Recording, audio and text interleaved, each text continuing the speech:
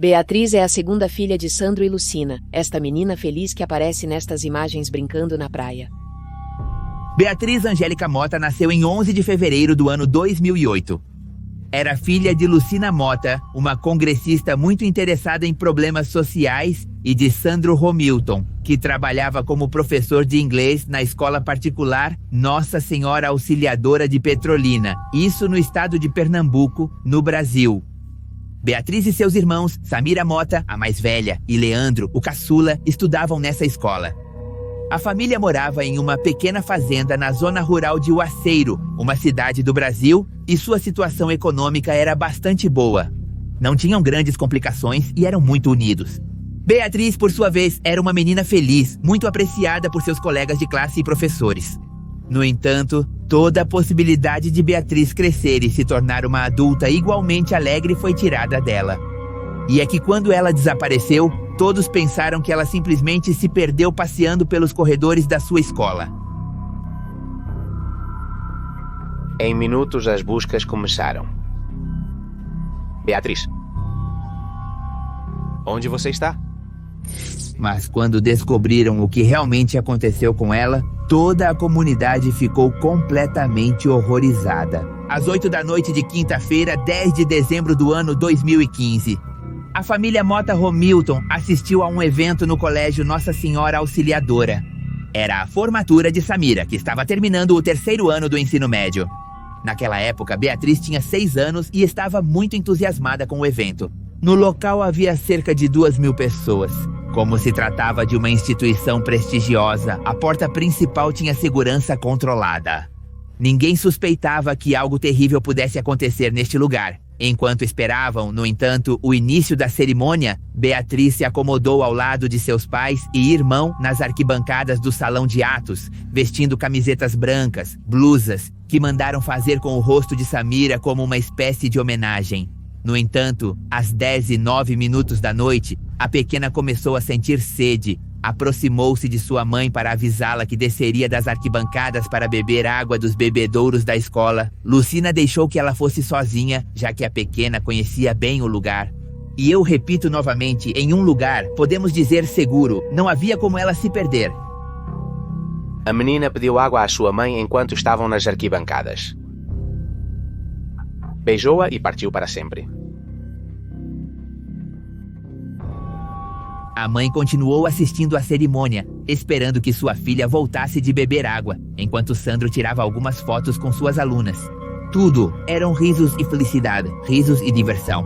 Mas depois de alguns minutos, a ausência da pequena tornou-se notória. Lucina começou a ficar inquieta, então decidiu se levantar para procurar sua filha entre os presentes. Às 22h25, ela avisou ao marido que a pequena não aparecia em lugar nenhum. Depois de procurá-la junto com sua esposa, às 10h43, Sandro decidiu que o melhor era avisar a todos os presentes sobre o desaparecimento, subiu ao palco, bastante consternado, e interrompeu a banda musical que estava tocando para pedir o microfone. Ao notar o desaparecimento da pequena, o pai de Beatriz, o professor Sandro Romilton, subiu ao palco do evento e chamou a pequena. Naquela época, ele tinha a esperança de que Beatriz tivesse se perdido ou que estivesse brincando em algum canto da instituição. No entanto, depois de um tempo, o pai pediu novamente o microfone. Nesta ocasião, ele parecia muito mais preocupado. Procurei em todos os lugares que me ocorreram na escola e ainda não encontrei minha filha. Ele disse que estava desesperado. Ao perceber então que a situação o excedia, o resto dos presentes se juntou à busca pela pequena.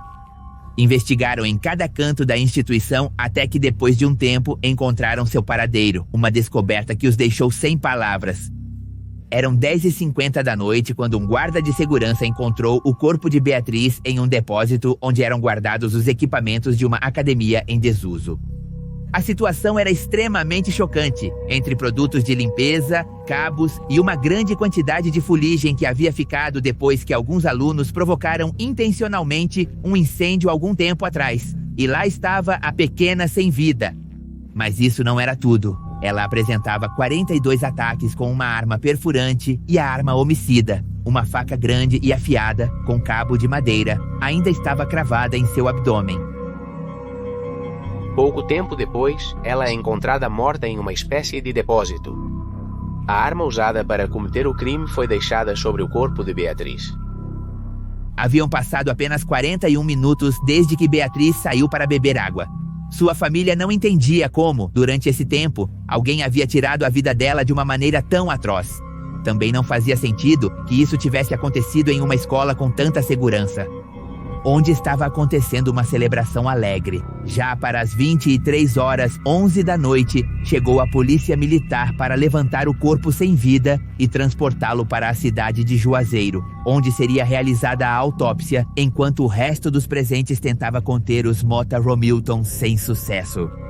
O estudo forense posteriormente revelou que a arma usada para tirar a vida de Beatriz deixou 42 feridas em seus braços, pernas e abdômen.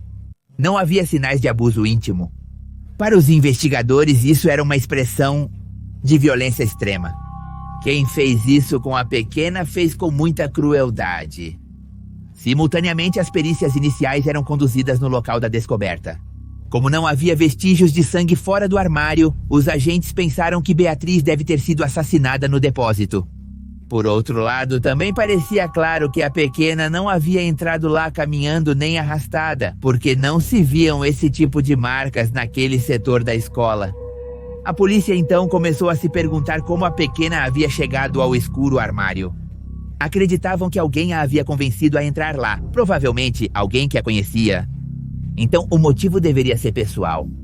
O assassino queria machucar a família e a vítima, de propósito, ou pelo menos era o que os agentes pensavam.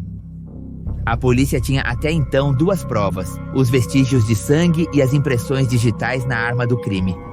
Era valioso para quando o suspeito aparecesse, mas inútil naquela instância. Então se dispuseram a coletar as imagens das câmeras de segurança da escola, mas havia um problema. Justamente na área do ginásio, onde estava o armário, não estavam funcionando. A escola. Nossa Senhora Auxiliadora, onde Beatriz foi assassinada, era monitorada naquela época por pelo menos 40 câmeras de segurança, mas não havia imagens do local onde estão os bebedouros nem do quarto onde a menina foi encontrada.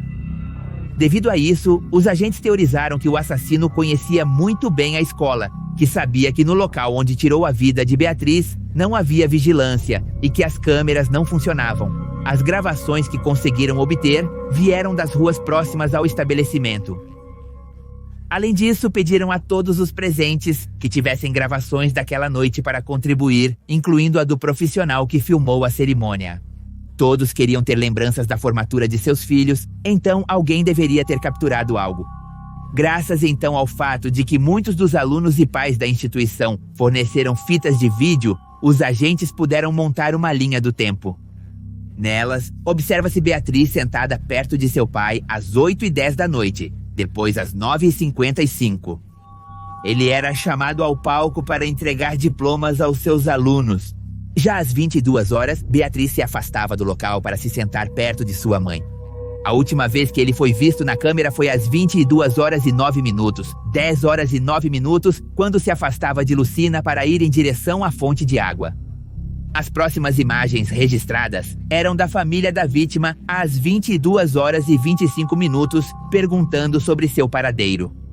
Embora as gravações coletadas até então não ajudassem muito na investigação, logo chegaram novos testemunhos. Estes vinham de pessoas que afirmavam ter visto um homem alto, de cabelo liso, vestindo uma camiseta verde, sentado perto da fonte de água. Outros presentes declararam algo semelhante, que tinham visto um sujeito rondando nos arredores dos banheiros ou saindo da área da academia. Isso ajudou o pai da Beatriz a lembrar de um episódio que aconteceu na mesma tarde do assassinato de sua filha e que ele não havia considerado antes. Segundo Sandro, um homem de camiseta verde se aproximou de 2 garotos da instituição para pedir se eles poderiam ajudá-lo a levar uma mesa para o auditório. Ele pensou que deveria ser uma tentativa de atraí-los para o mesmo armário onde o corpo de sua filha foi encontrado. Se as crianças tivessem aceitado, como provavelmente aconteceu com Beatriz, provavelmente teriam sofrido o mesmo destino. Então, embora essa informação fosse muito valiosa, a realidade é que não o levava a nenhuma pessoa em particular. Este homem de verde não era conhecido por ninguém da escola e não havia maneira de identificá-lo. Finalmente, os investigadores conseguiram encontrar mais pistas, amostras de cabelo e ácido desoxirribonucleico debaixo das unhas da vítima. No caso de capturar o suspeito, eles poderiam comprovar sua participação no crime com essas, mas ainda faltava muito tempo. Diante da falta de respostas, começaram a surgir diferentes teorias, tanto entre aqueles que acompanhavam o caso, quanto entre os próprios agentes. Estes últimos pensavam que poderia haver mais de uma pessoa envolvida no crime e que, na verdade, Beatriz poderia ter sido assassinada fora do depósito para depois transportar seu cadáver para lá. No entanto, essa hipótese foi rapidamente descartada. Não fazia sentido que em apenas 41 minutos os criminosos pudessem enganar Beatriz para que os acompanhasse, raptá-la, esfaqueá-la e mover seu corpo. E ainda por cima não serem vistos pelos presentes. Então a polícia decidiu direcionar a investigação para outro lado. Apontaram 5 funcionários da escola, 4 homens e uma mulher. Todos tinham tido várias contradições em seus interrogatórios ou se mostraram suspeitosamente nervosos. Além disso, era muito estranho que a luz do corredor que dava para o antigo ginásio ao lado do depósito estivesse. E como se isso não bastasse, justo 15 dias antes do crime, no dia 25 de novembro, C havia perdido um conjunto de 3 chaves que davam acesso a absolutamente todos os espaços da escola.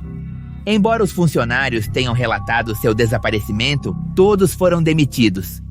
Por causa disso, os agentes teorizavam que o crime poderia ter sido uma conspiração entre eles para se vingar da instituição. Por outro lado, aqueles que acompanhavam o caso começaram a falar de um motivo completamente diferente relacionado à religião. Diziam que Beatriz poderia ter sido usada para um ritual de magia negra, algo que ocorre frequentemente em algumas regiões do Brasil. Outros pensavam que a pequena havia sido escolhida deliberadamente como parte de um atentado político, pois sua mãe era congressista. Naquela época, sua família estava cansada das idas e vindas da polícia. Acreditavam que não estavam investigando o caso adequadamente, e algo aconteceu que apoiou isso. Algumas imagens do exterior da escola se perderam. Lucina e Sandro acusaram a instituição de ter alterado a cena do crime e de reter informações importantes para a investigação. Diante da lenta ação da polícia em maio de 2016, a família de Beatriz criou o canal do YouTube Lucina Mota, onde a mãe falava sobre o caso e sobre uma certa manipulação a respeito sem dar nomes exatos. Minha filha foi tirada de mim da maneira mais cruel possível. Em 10 de dezembro de 2015, na escola Nossa Senhora Maria Auxiliadora em Petrolina, Pernambuco, na formatura da minha filha Samira Mota. Esses assassinos planejaram cruelmente com antecedência esse crime. Os investigadores e os delegados do caso confirmaram que isso foi planejado com muita antecedência, que havia uma dinâmica para que esse crime acontecesse. Procuraram qualquer um que estava participando dessa festa, mas minha filha foi a vítima. Criamos este canal para que as informações e os fatos fossem mostrados com exclusividade e sem manipulação. Não foi até setembro daquele mesmo ano que a polícia conseguiu recuperar as imagens dos arredores da escola que haviam se perdido. Nelas podia-se ver o suspeito com camiseta verde, que os testemunhos apontaram, caminhando ao redor da escola às 8h30 da noite, do dia do crime. Seu andar era um pouco estranho e, 1h09 depois, aparecia em outra câmera falando com alguém pelo celular. Depois ele encerrava a chamada e guardava uma faca na meia que seria supostamente a arma responsável. O homem de verde chegava à porta da escola às 9h45 e se misturava com os presentes. Depois disso, já não era possível vê-lo tão claramente, mas havia mais uma imagem já durante a formatura. Na mesma, o suspeito atravessava o auditório em direção ao bebedouro. A hora da gravação era quase a mesma em que Beatriz se levantou para ir beber água e não voltou. Era estranhamente incomum que o homem de verde não aparecesse em outras imagens, nem mesmo podia ser visto saindo do estabelecimento, o que aumentou a teoria de que ele conhecia muito bem o local e sabia que existiam outras portas onde não havia câmeras de segurança. Depois, em julho de 2018, a polícia acusou uma funcionária da escola, Alisson Henrique de Carvalho, de apagar as imagens de algumas câmeras do local e interferir na investigação. Essa mulher foi condenada à prisão preventiva, mas o advogado da escola garantiu que os vídeos não foram apagados por ninguém da instituição, mas pela polícia, por erro no manuseio dos discos rígidos. A prisão de Alison foi revogada e durante mais de um ano não houve atualizações sobre o caso. No dia 6 de abril de 2019, os restos de Beatriz foram exumados do panteão familiar, localizado no cemitério Lago da Pedra, no estado de Maranhão. Até então, o túmulo da pequena não tinha identificação. Realizaram um novo enterro no Campo Santo de Petrolina para que os familiares e amigos estivessem mais perto dela. Desta nova cerimônia participaram parentes e membros do grupo Somos Todos Beatriz, que exigiam justiça no caso. Em 10 de dezembro de 2021, quando se completaram 6 anos do crime, os pais de Beatriz decidiram realizar um grande protesto exigindo justiça. Caminharam durante 23 dias os 700 quilômetros que separam Petrolina de Recife. A manifestação atraiu a atenção de toda a mídia do país, que compareceu ao local para cobrir a notícia.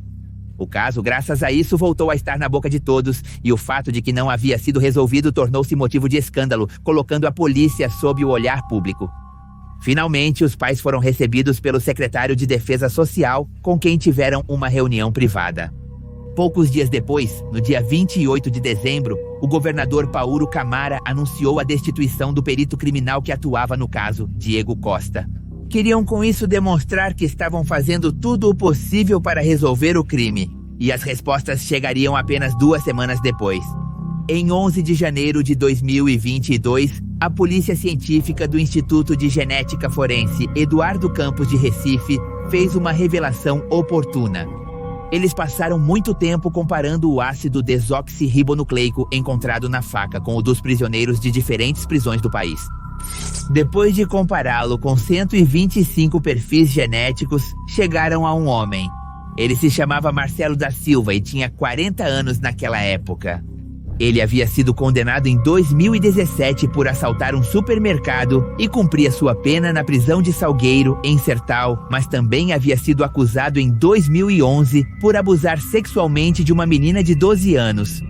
Essa não era a única notícia, pois da Silva já havia sido interrogado e, embora inicialmente negasse ser a pessoa que aparecia nas gravações das áreas próximas à escola, depois confessou ser o autor do crime.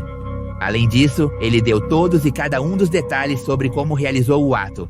Foi acusado pelo crime naquele instante.